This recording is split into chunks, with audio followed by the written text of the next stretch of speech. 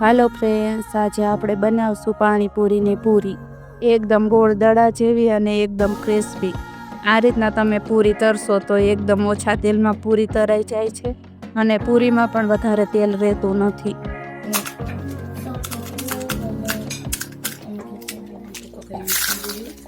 ઘણીવાર આપણી પૂરી ફૂલે તો છે, પણ એક બાજુ આપણું પડ જાડું રહે છે અને એક બાજુનું પડ આપણું પાતળું રહે છે અને કડક અને મોંમાં લાગે એવી બને છે। તો આવું ન થાય તેના માટે આપણે શું કરવું તેની બધી ટિપ્સ હું તમને આ વિડીયોમાં જણાવીશ, તો વિડીયોને સ્કીપ કર્યા વગરનો તમે જોઈજો। તો અહીંયા મેં 2 વાટકી મીડિયમ સાઇઝની રવો લીધો છે, પણ રવો થોડોક જાડો લેવાનો। જો તમે ઝીણો રવો લેશો તો તેનું રિઝલ્ટ સારું નહીં આવે। તો પહેલી ટિપ્સ એ છે કે રવો મોટો લેવાનો। હવે 1 વાટકી મીડિયમ સાઇઝનો લઈશું ઘઉંનો લોટ, જે રોટલી કરવાનો લોટ આવે છે ને એ જ, કે આપણે ઘઉંના લોટને ચાળી લઈશું। હવે 1 ચપટી ભરીને આપણે ખાવાનો સોડા લઈ લેવાનો। 1 ચપટીથી વધારે સોડા નથી લેવાનો। હવે બધું સરસ રીતના પહેલા મિક્સ કરી લઈશું।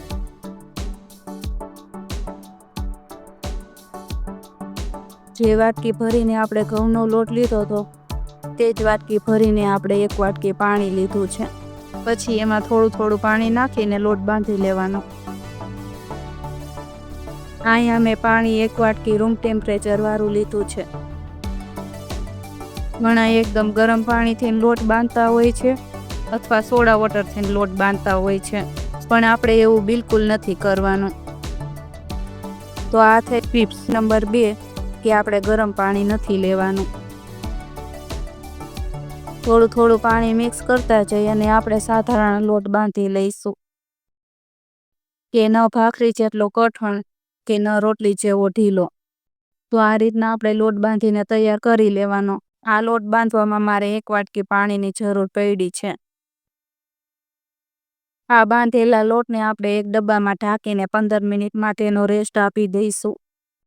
આ લોટને રેસ્ટ આપવો ખૂબ જ જરૂરી છે। જો તમે ડાયરેક્ટ પૂરી બનાવવા માંડશો તો પણ તમારી પૂરી પરફેક્ટ નહીં બને। તો આ થઈ ટિપ્સ નંબર 3। તો 15 મિનિટ થઈ ગઈ છે અને લોટને ડબ્બામાંથી બહાર કાઢી અને થોડોક મસળી લઈશું। લોટને આપણે વધારે નથી મસળવાનો। આ કરવાથી લોટ આપણો સ્મૂથ બનશે અને પૂરી વણવામાં સરળતા રહેશે। હવે આ રીતના આપણે લાંબો રોલ કરી લઈશું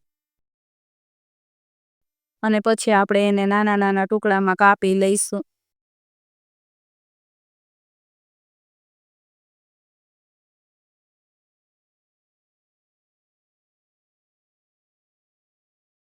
પછી બીજા લોટને આપણે ડબ્બામાં ભરીને ઢાંકી દેવાનો, જેથી તે સુકાઈ ન જાય।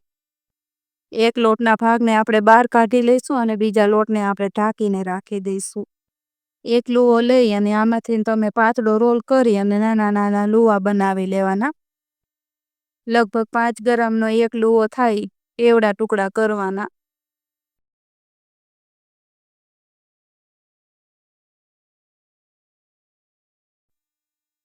હવે એની ઉપર આપણે થોડોક રોટલીનો લોટ છાંટી દેવાનો અને એને ડબ્બામાં ભરીને રાખી દેવાના। આ નાના નાના લુવા છે એ ડબ્બામાં ભરીને રાખી દેવાના। જે રીતના આપણે પૂરી વણવી હોય એ રીતના આપણે બહાર કાઢી લેવાનું। ન વધારે પડતી જાડી કે ન વધારે પડતી પાતળી એ રીતના આપણે પૂરીને વણી લેવાની। લોટ છાંટી અને નાની પૂરી વણી લેવાની। જો તમને આ રીતના પૂરી વણતા ફાવે તો બધી જ પૂરી આ રીતના વણી લેવાની। બીજી રીત એ છે કે આ રીતના એક મોટો લુવો લઈ લેવાનો, લોટ છાંટી અને રોટલીની જેમ વણી લેવાનો।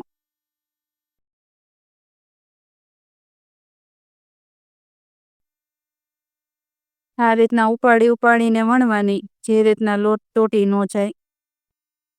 અને આ રીતના આખી રોટલી વણી લેવાની। અને આ 1 રૂપિયાનો છીકો લીધો છે, તેને આ રીતના એક સરખું લેવલમાં હોવું જોઈએ એ રીતના આપણે રોટલી વણી લેવાની। આ થઈ ટિપ્સ નંબર 4। મેં આ રીતના ધારવાળું ઢાંકણું લીધું છે, તેનાથી પૂરીનો શેપ આપી દઈશું। તમે કોઈ પણ નાની વાટકી કે ગ્લાસ લઈ શકો છો।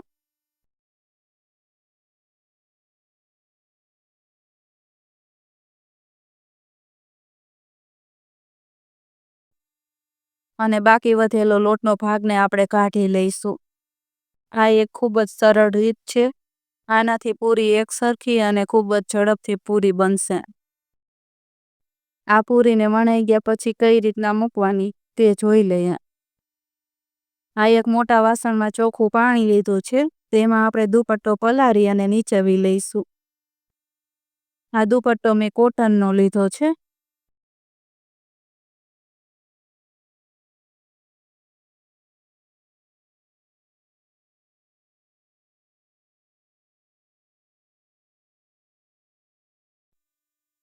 આ કોટનની ચૂંદડીને મેં આ રીતના પાથરી લીધી છે અને તેની ઉપર આપણે આ રીતના વણેલી પૂરીને રાખતું જવાનું છે. જેમ પૂરી વણાતી જાય એમ આપણે આ રીતના રાખતા જઈશું અને પછી તેને આ રીતના ભીના કપડાથી ઢાંકી દઈશું. મેં આ રીતના લાંબો જ દુપટ્ટો પાથર્યો છે એટલે નીચે પથરાઈ પણ જશે અને ઉપર ઢકાઈ પણ જશે. પૂરીને વણ્યા પછી આપણે 15 મિનિટનો રેસ્ટ આપવાનો છે. એટલે આપણે પહેલાં પૂરી વણીને એને 15 મિનિટ થઈ ગઈ છે. આપણે પહેલાં પૂરી વણી હોય ને એટલે આપણે એને પહેલાં તરવાની. તો આ થઈ ટિપ્સ નંબર 5. પૂરીને વણ્યા પછી 15 મિનિટનો રેસ્ટ આપવાનો અને પછી પૂરીને આપણે તરવાનું. એનું તેલ ગરમ મૂકી દીધું છે અને પૂરીને આપણે હાઈ ગેસની ફ્લેમ ઉપર જ તરવાની છે. હાઈ ગેસની ફ્લેમ પર એકદમ ગરમ તેલમાં પૂરીને તરવાની. આ રીતના તેલમાં પૂરીને મૂકીને ઝારાથી દબાવી અને પૂરીને તરી લેવાની. પૂરીને આ રીતના ઝારાથી દબાવી અને પલટાવીને તરી લેવાની.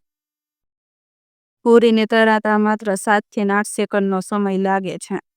તો તમે જોઈ શકો છો પૂરી તરાઈને એકદમ દડા જેવી તૈયાર થઈ ગઈ છે. તો આ છે ટિપ્સ નંબર 6. પૂરીને આપણે એકદમ ગરમ તેલમાં તરવાની. તો આપણે ગરમ તેલમાં એક પૂરી મૂકવાની, ઝારા વડે દબાવીને પલટાવીને તરી લેવાની. આ રીતના કરવાથી જ તમારી પૂરી સરસ ફૂલાશે અને બધી જ તમારી પૂરી સરસ ફૂલશે. ઘણીવાર પૂરીનું એક પડ જાડું અને એક પડ પાતળું બને છે. તેનું કારણ એ જ હોય છે કે તેલ પ્રોપર ગરમ નથી હોતું. તો બેસ્ટ રહેશે કે એક પૂરી તમે મૂકતા જાઓ અને તરતા જાઓ. તો બાકીની બધી જ પૂરીને આ રીતના એક કરીને તરી લઈશું.